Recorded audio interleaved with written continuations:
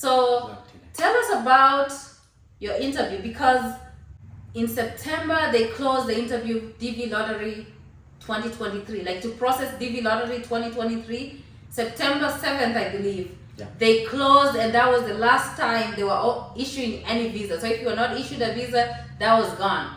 So Geoffrey, tell us, when did you go to the embassy? Hello and welcome to my channel. My name is Nafula. If you've not subscribed to my channel, I highly recommend that you subscribe. But if you've already subscribed to my channel, I just want to say thank you for subscribing and thank you for watching my videos. So Geoffrey, tell us, when did you go to the embassy? Well, first of all, take you back when I received the second notification letter. I received my second notification letter, that was on 14th of July 2023. If I remember the time, it was 20 minutes past 3 p.m.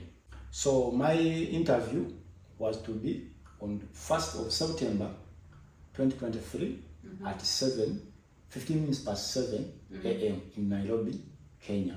So immediately when I had gotten my second notification letter, I had to book for the medical examinations immediately. So to book for the medical examination, I had to mail the IOM in Nairobi, Kenya. Ugandans, they are not supposed to do their medicals back in Uganda. We are supposed to do them back in Kenya, because that's where the interviewing embassy is situated. So you have to travel all the way from Uganda to Kenya for the medical. Exactly.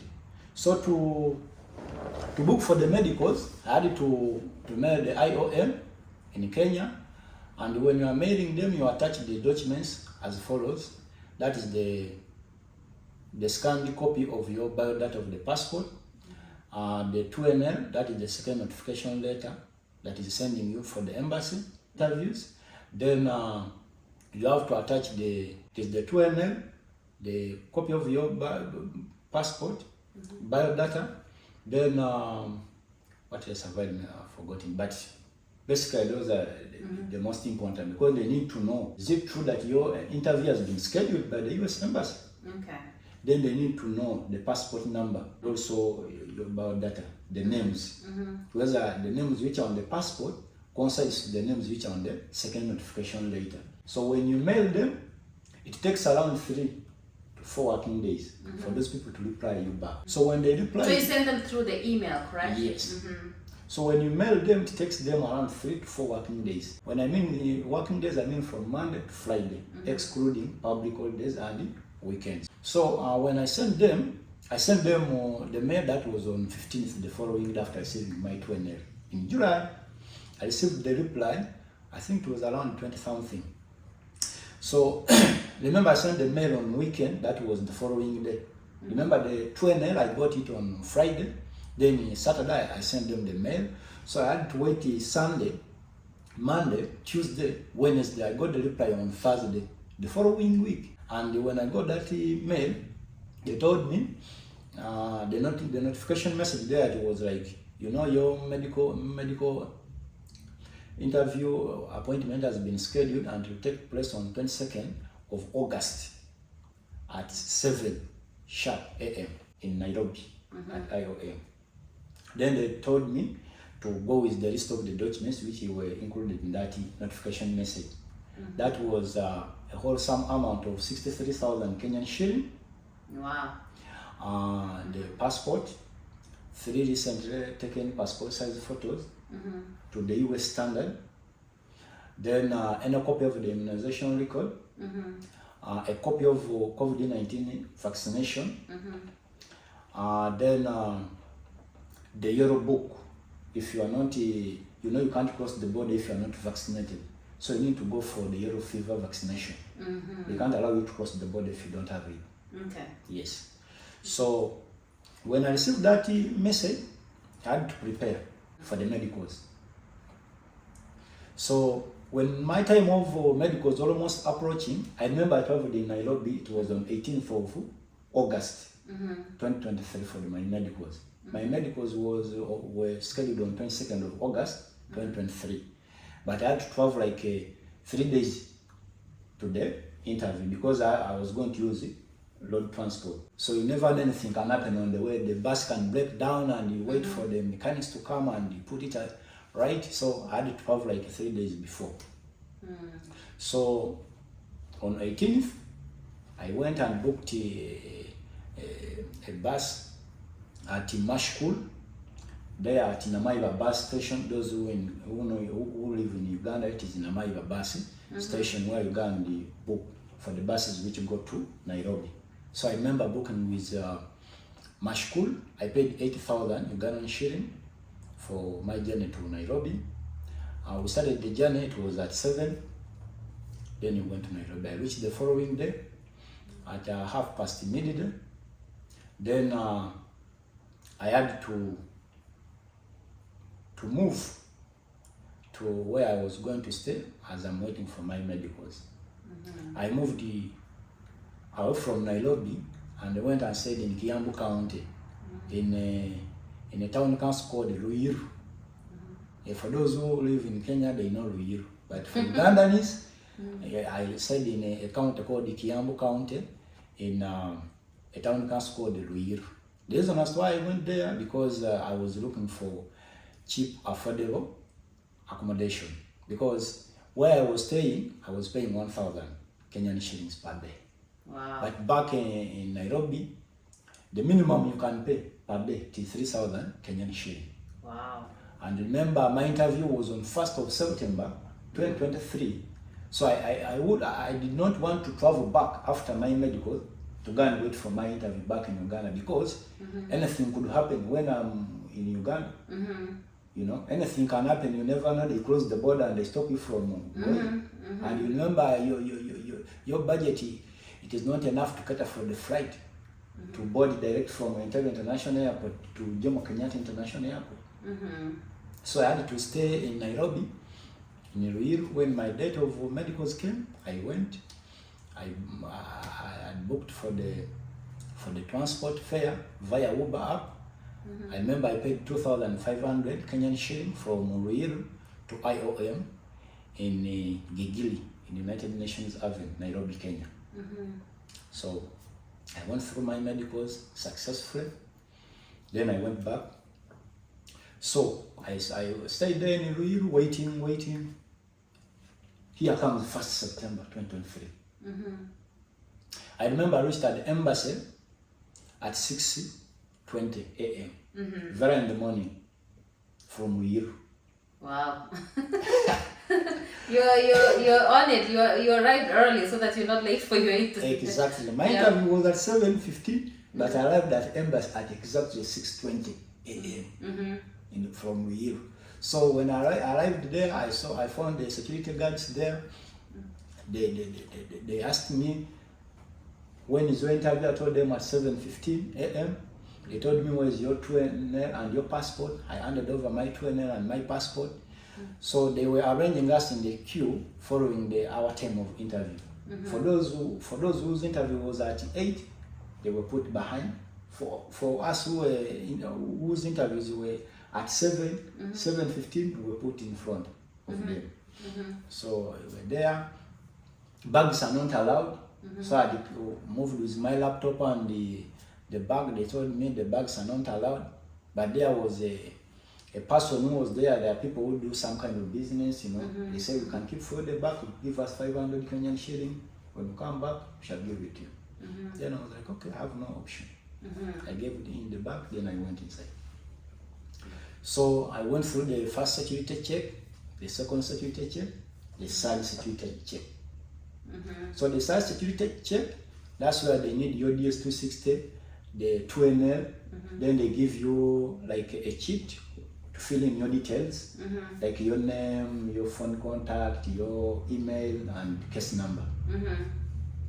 Then I was given a token number by that last security check, number 3.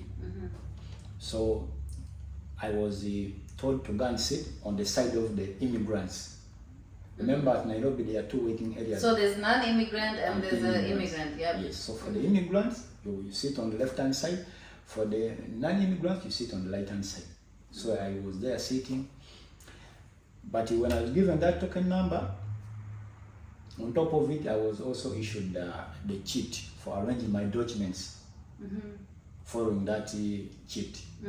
Like the passport, it was birth certificate, police clearance, high school certificates, and affidavit of support.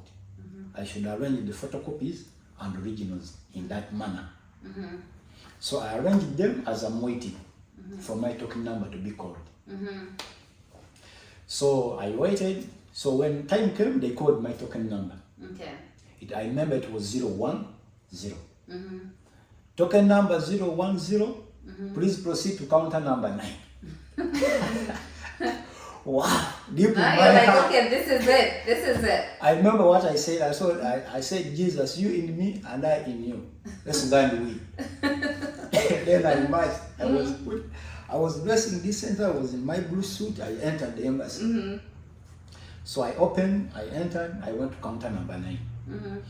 I found on counter number 9, there is a Kenyan lady. She told me, good morning, good morning. Please, may I have your documents? The photocopies and originals as per the arrangement that you found outside. I gave him my originals and the photocopies. I gave her my transcript for the degree in civil engineering. She told me, no, we don't need that one. We only need the high school. And for the high school in Ugandans, here what I was requested, they needed the senior 4. That is the ordinary certificate of education, photocopy. Then, but it should be colored. All the photocopies should be colored, not black and white. The Uganda Advanced Certificate of Education, that is the senior 6. Okay. So that's for the documents of my high school. Then the sponsored documents, affidavit of support, the tax return, and the identity card of my sponsor. Then the birth certificate, photocopy. Then also the police clearance, photocopy. I handed them over. Then I also handed over the originals. So she went through the documents. She's asking me, you are Geoffery? Then I told her, yes, madam, I'm Geoffery. Are you married? I said, no. Do you have kids? I said, no. Have you ever been on the wrong side of the law? I said, no. Then she was like, okay. Then I remember I told her, madam, I'm changing my host. Because by that time, the other host disappointed me in the first place by telling me, you know, I cannot give you the sponsor documents, even, you know, hosting it will not be somehow easy. I'm having some financial difficulty, blah, blah, you know. So by that time of the interview, my little interview, visa interview, I'd gotten the host. None other than the NAFULAconnect.com people. They were my host. So I told the madam, you know what, I'm changing the host. She told me, okay, that was there's no problem. You have the details? Then I gave her the details. So I proceeded. So she was like, okay, we have this payment reference sheet. You proceed to counter number 10 and make the payment. Do you have a credit card or cash? Or Kenyan shilling? And I told her I have cash. Dollars, Kenyan shilling. I told her I have dollars. I bought my dollars in Ruiru before I moved to Nairobi. Because there's no any near bank around there. And you know, you can't go inside them and say, let me move out. To go change the currency. Maybe for the Ugandans that week I can give you about to carrying money to Nairobi because you'll be moving a lot of money. It is better for those who have Equity Bank, because Equity Bank originates from Kenya and it is all over. In every town in Kenya there is Equity Bank. Okay. So I had to open up an account in Equity Bank, is where I put my money. So I could not move with the add cash in my bag, what. So for the interviews, I just went to Equity Bank, then I bought dollars. They just deducted my money from one account, then they gave me dollars. So I had to proceed with dollars. That's a good thing that, you know, some people are aware, because sometimes people just go around with money, because if somebody takes it and steals your stuff, then you lose all the money. Yeah, you lose the opportunity of the DV if they steal the bag, and that's where all the documents, you lose the money. The documents and everything gone. Yep, and your interview is on the 1st of September, you don't have time. You get. So I proceeded to counter number 10. I paid. They gave me the payment receipt. Then the lady, she told me, you know what? You go and wait from outside. We are going to call you for the real actual interview. It's the consular to call you. I moved out. I moved out after submitting. Remember, I submitted the originals and photocopies. They are verifying them. And I'm done with making the payment. So they told me to move out for them as I'm waiting for the actual interview. So I moved out. I went and sat on the side of the immigrants. I was there waiting. I waited around for 3 minutes. They told me, they just called me by name. For submitting the documents, they don't call you by name. Yeah, now you're but like, for the interview. They're like, Geoffrey? Hey, Mr. Geoffrey, please proceed to counter number 6. I said, wow, Jesus, you in me and I in you, let's go and win. So I entered. I found there a lady. She greeted me, good morning, good morning. Wow, you're going to take the oath and tell me each and everything that you are going to say is right and truthful of your knowledge. Well, after taking the oath, the consular started asking me, yes, what is your full name? That was my first question. I answered. Are you married? I said no. Do you have kids? I said no. Have you ever been on the wrong side of the law? I said no. But remember, I'm answering all these questions. Each question she answers, she asks me, and I give her the answer. She looks on the first computer and the second computer. They were like, for, are you married? I said no. She looked on the first computer and the second computer. They were just, the one was up, the other one was down. So maybe, I don't know what. Maybe the first one is like your original DV lottery application. Yes. The second one probably has your information about the DS260 to see if they match. So each answer you could do at out. She looks on the first computer, second computer. Okay, take you back. What is your full name? I answered. Well, are you married? I said no. Do you have kids? I said no. Have you ever been on the wrong side of the law? I said no. What is your highest level of education? I told her university degree. She looked on the first computer, second computer. That was the trend. Then she told me, when did you finish your university degree? I told her at 1st May 2021. Then she told me, when did you join the university? I told her on 21st of August 2021. What is the name of the university which you attended, your degree? I told her Kampala International University. Then she was like, okay. What do you do for a living? I told her I'm an engineer. Where do you work? I told her the company. Then she was like, okay. When did you ever be in the last serious relationship? That one I didn't get it clear. The English was too much for you. Hey, I said, I beg your pardon. When did you ever be in a serious relationship? I said, I beg your pardon. I remember I said, I beg your pardon 2 times. Yeah, because it's important that if you don't understand the question, don't answer a question that you don't know the answer or you didn't understand the question. You have to make sure you clarify, understand first, even if you ask 10 times before you answer. They'll repeat the question. So the 3rd time when I asked her, she amplified the voice. When did you ever be in your last serious relationship? I told her, no, madam, I'm not in any serious relationship. Then she was like, what occupation do you intend to do when you reach in the United States? I told her engineering. Then she looked back on the computer. Because this is what I filled in the DS260. Then she said, okay, congratulations, I've approved your visa. I'll work with DHL in 1 week's time, you'll get your visa. Then I said, oh, thank you so much. You're like, oh, now that's it. Yes. Yeah. I remember you messaging me, and probably I'm sleeping, and you're like, yeah, I got the visa, all this, and I'm like, oh. And I was telling, we have a team, so I was telling them about, all the applicants, and I'm like, Geoffrey is something else, because he will message you, make sure he follows up, he keeps in touch, like everything he does, you go to the embassy, you submit everything, you tell me everything, and I'm like, oh, I know you are anxious, you don't know if you're gonna make it or not. So that was a really good thing, because now I can't forget about you, because there's a lot of people looking for Vidal support. Yeah. So sometimes some fall through the cracks. I'm like, I forgot they're going to the embassy. But then every day you're over there, you're like, hey, madam, good morning. So I'm like, oh, it's Geoffrey again. So That's a good thing. That's a positive thing. If you're a go-getter, like if you're like that even in America, you'll get far. Yeah. Because you're a pusher. You're like, okay, I'm going to make sure like I get this. I apply for a job. I follow up. I make sure I submit everything that they need. That's a good attribute to have in the United States. You'll go far with that. So now you're here. Yeah, I'm here. Now you're here in the United States, and then he arrived. I'm like, you know what? This is it. It's just like, okay, it's not, you know, people think you come in America and it's like, I don't know what. And then he shows up, I'm like, the air is the same, everything is the same, only that people are speaking English, too much English. Yeah. That's pretty much it, right? Yeah, and the accent is not which you can understand.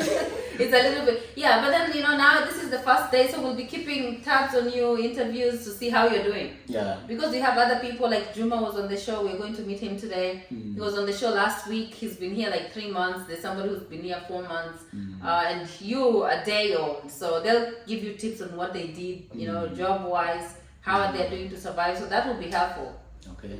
Okay? Yeah. So, what is the last thing? What do you want to tell everybody? Well, what I can tell people over there who are watching us is that have confidence in yourself and be well prepared.